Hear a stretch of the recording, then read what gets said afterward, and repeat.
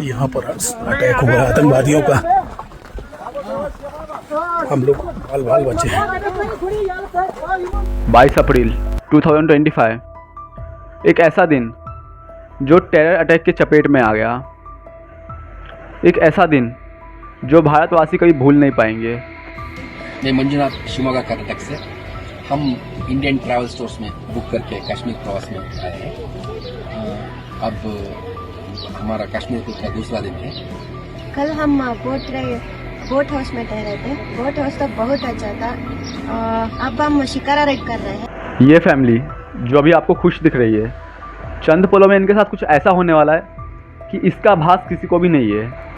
धर्म के नाम पे इनके साथ ऐसा दुष्व्यवहार किया गया जो शायद हम या आप अपने दुश्मन के साथ ऐसा कभी ना करें।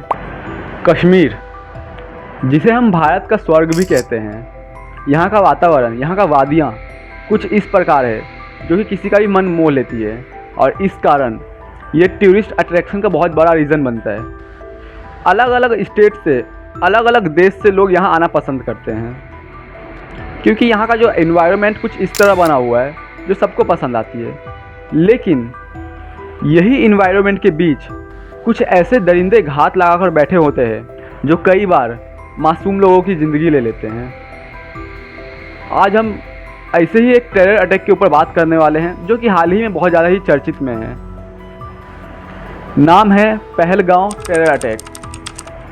22 अप्रैल 2025 को घटी ये घटना जो कि पूरी भारतवासियों के लिए एक खौफनाक सपने सा बन गया है। आज हम बात करने वाले हैं कश्मीर के पहलगांव में स्थित बैसारन वैली के बारे में, जिसे हम मिनी स्विट्ज़रलैंड के नाम से जानते हैं। यहाँ इंडिया के अलग अलग स्टेट से लोग आए हुए थे घूमने के लिए। कुछ लोग तो बाहर कंट्री से भी थे। इनमें से कई लोग अपना हनीमून बनाने के लिए आए हुए थे, तो कुछ लोग अपने बेटे के रिजल्ट की खुशी के लिए आए थे। पर इन्हें क्या पता था कि यही खुशी कुछ चंद पलों में गम में बदलने वाली है। दोपहर के लगभग 1:30 से 2 बज रहे थे। सब लोग अपने फैमिली के साथ खुश थे, लेकिन तभी कुछ लोग, 5 से 6 लोग जंगल के बीच से फौजी का रूप धरे आए।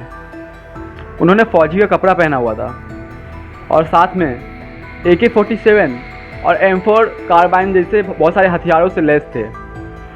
उन लोग आए और सबका धर्म पूछने लगे। इन्होंने मुस्लिम और हिंदू को सेपरेट होने के लिए कहा। क्लैरिफिकेशन के लिए इन्होंने कलमा पढ़ने के लिए कहा उनको, और इनसे मन नहीं भरा तो पहचान के लिए इन्होंने कपड़ा भी उतारना चालू कर दिया। और जब मालूम पड़ा कि जो लोग हिंदू है उनको डायरेक्ट गोली मार दी गई।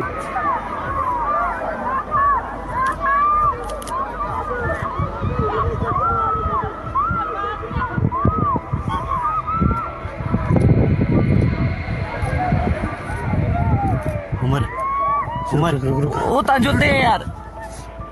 उमरा चलना यार। ओ ये था कोई दिसता जहांगीर तो यार बिहारियां पे जुल दे यार। तुम मौत ही कश्मीर की है। उनके फैमिली मेंबर्स चिल्लाते रहे, चीखते रहे, भीख मांगते रहे, लेकिन वो दरिंदे का दिल नहीं पिघला। एक एक करके सबको गोली मार दी गई। जिस बंदे ने मेरे पति को मारा ना, वो वही जा रहा था। मैंने उसे बोला मुझे भी मारो, मेरे सन में भी बोला, तो उसने हमें नहीं मारा। उसने बोला मोदी को बोलो। और लगभग 26 से 28 लोग अपना जान गंवा बैठे। इनमें से एक विक्टिम जो कि नेवी में था और जिनकी लगभग 6 दिन पहले ही शादी हुई थी, 16 अप्रैल को, और वो हनीमून के लिए इधर आए हुए थे। और जो दूसरे मेंबर थे वो थे मंजूनाथ राव और उनकी फैमिली, जो कि कर्नाटका से आई हुई थी। इनके बेटे का कुछ दिन पहले रिजल्ट आया था, तो उनकी खुशी के लिए इन लोग इधर घूमने के लिए आए थे। पर इन्हें क्या पता था कि थोड़ी देर में इनके साथ क्या होने वाला है। अब यहाँ देखिए, यहाँ जो टेररिस्ट आए हुए थे, ये सबसे एक एक करके धर्म पूछे और फिर उनको गोली मार दी गई। जब उनको पता चला कि सब लोग हिंदू है, क्या गलती थी इनकी। ये मासूम बस अपना खुशी का कुछ पल बिताने गए थे, कुछ पल अपना एंजॉय करने गए थे। इन्होंने उनका क्या बिगाड़ा था। ये अटैक में लगभग 26 से 28 लोग ने अपनी जान गंवा दी, कई लोग घायल भी हो गए। मेजोरिटी हिंदू की थी। इनमें से बस एक ऐसा बंदा था जो मुस्लिम था और जो यहाँ का लोकल निवासी था, जिसका नाम था सैयद आदिल हुसैन शाह। और इसके ऊपर हमला इसलिए किया गया क्योंकि इसने जान बचाने की कोशिश की। इसने उससे पूछ लिया कि क्यों ये बेगुनाहों का हत्या कर रहे हो, और गन छीनने की कोशिश की। लेकिन आतंकवादी ने इससे भी नहीं बख्शा। इसके ऊपर धड़ाधड़ 2-3 गोली चला दी और ऑन द स्पॉट इसकी गई।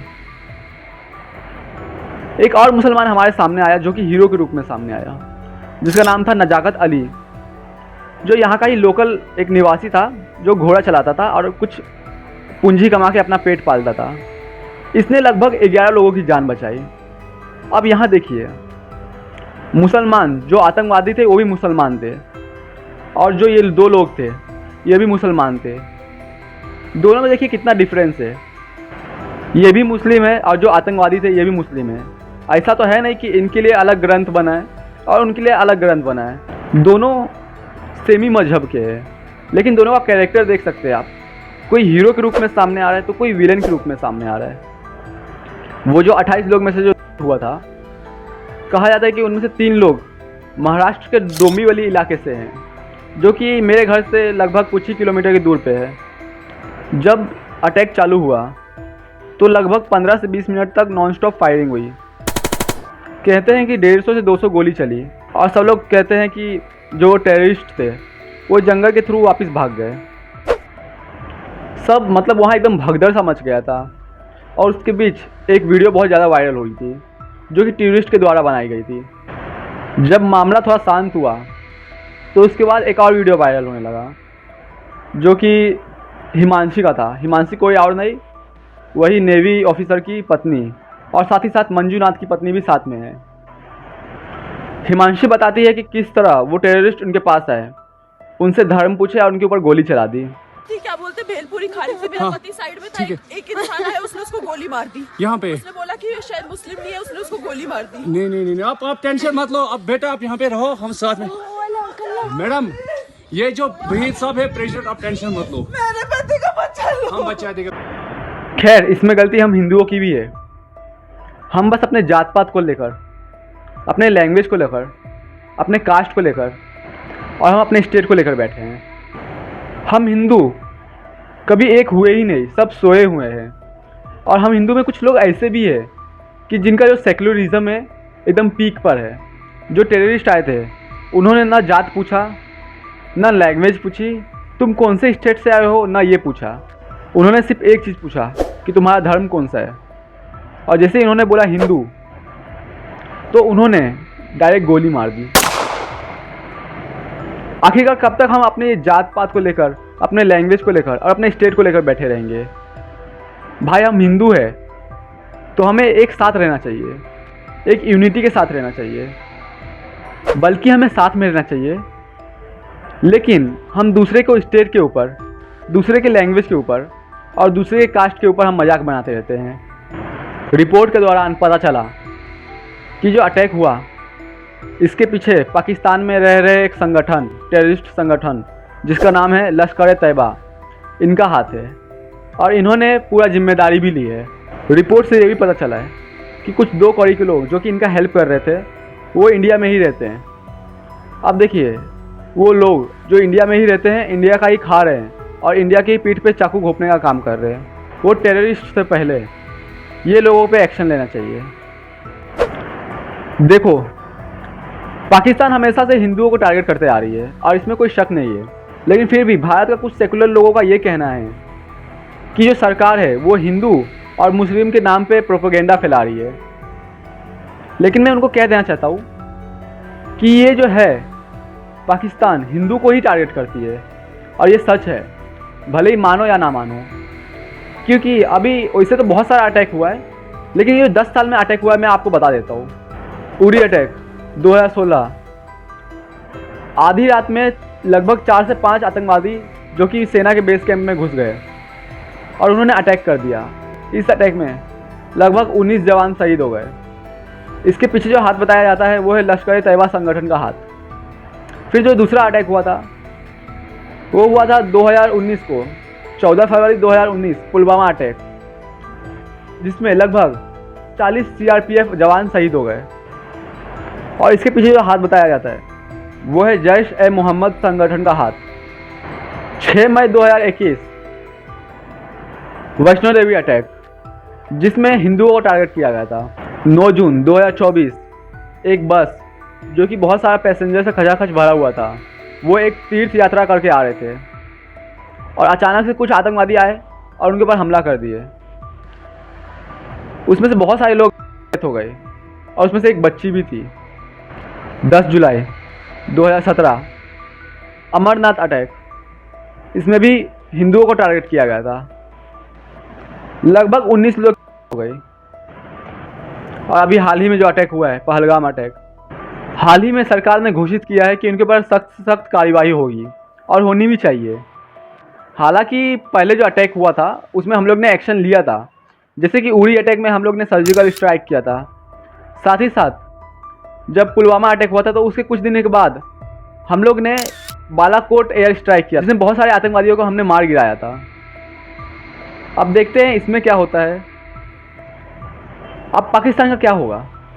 इंडस रिवर, जिसे हम सिंधु नदी के नाम से भी जानते हैं, जो कि तिब्बत से निकलती है और भारत होते हुए पाकिस्तान में जाती है।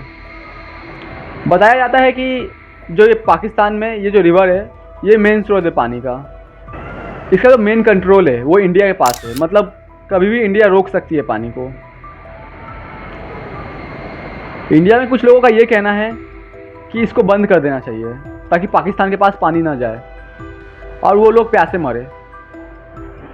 लेकिन अगर ये सच में ऐसा होता है तो इनका हाल कुछ इस तरह होगा।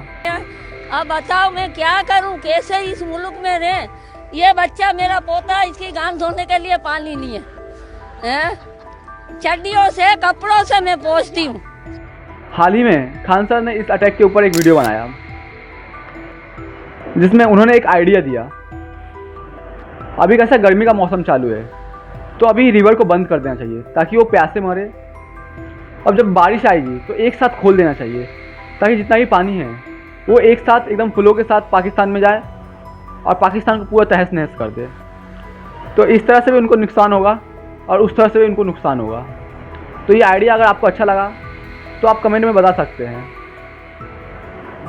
वीडियो बहुत लंबा हो चुका है तो हम इसको यहीं एंड करने वाले हैं।